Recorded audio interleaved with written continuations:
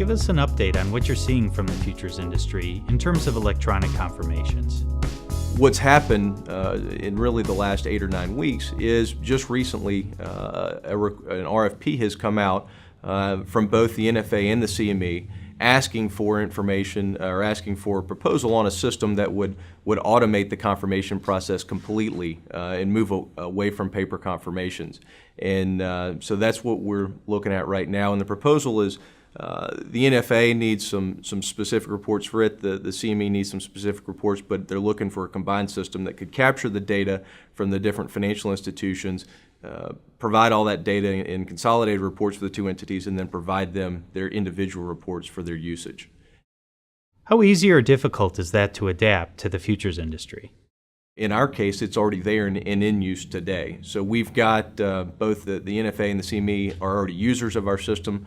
Obviously, we're the proven solution that's already caught one fraud, but we're the ones that created electronic audit confirmations about 13 years ago.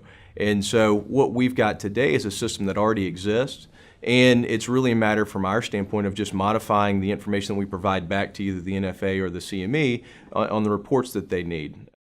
From your perspective, is the FCM business any different in terms of the confirmation services?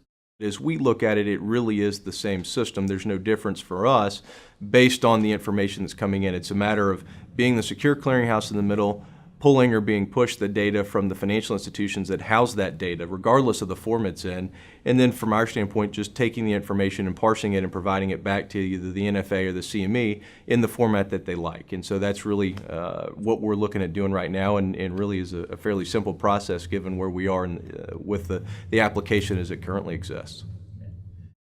How do you get around the large percentage of paper confirmations?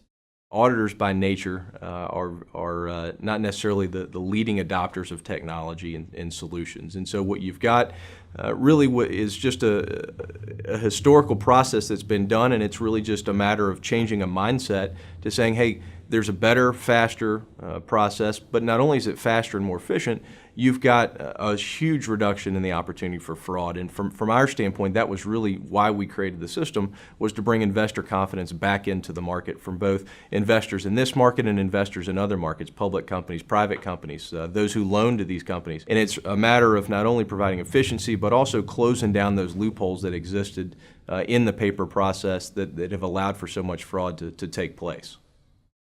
Are the majority of paper users from the banking or the auditing side?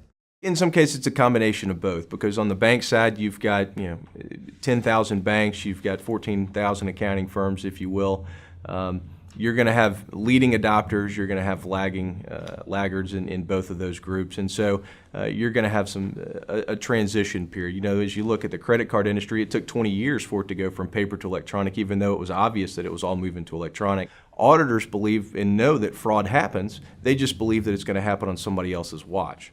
And so that also lends itself to part of the reason why they've just been comfortable with what they were trained initially on, and I was trained on. We were all trained on paper confirmations, and a lot of folks say, well, if it's been good enough for me this far, why do I need to change? But as we look at it, it's no different than a medical doctor doing an outdated surgical procedure. What advantages does the electronic method have over the paper process? From an electronic standpoint, it is a lot easier to get that information and to maintain the integrity of that information because you do have certain capabilities that just don't simply exist with the paper process today.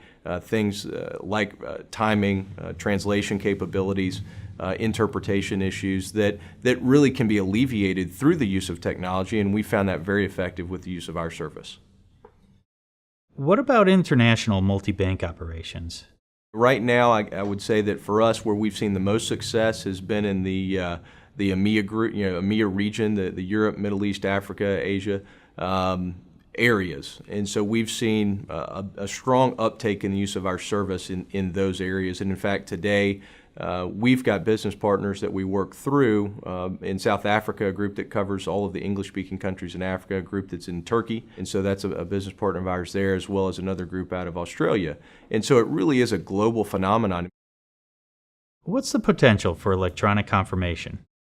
There's certainly additional applications that we've seen and kind of identified, tools that would benefit the investors, tools that would certainly benefit the auditors from some automation standpoint. And we've been out there really trying to educate the market about why the need to move from paper to electronic is indeed the case. I think our next educational foray would be, now that we've got electronic confirmations, let us show you the different ways where we've found that they can even be more effective, and some tools that we can add on to these confirmations to really benefit you in your job, both as either an overseer or an auditor, and also as an investor through these entities.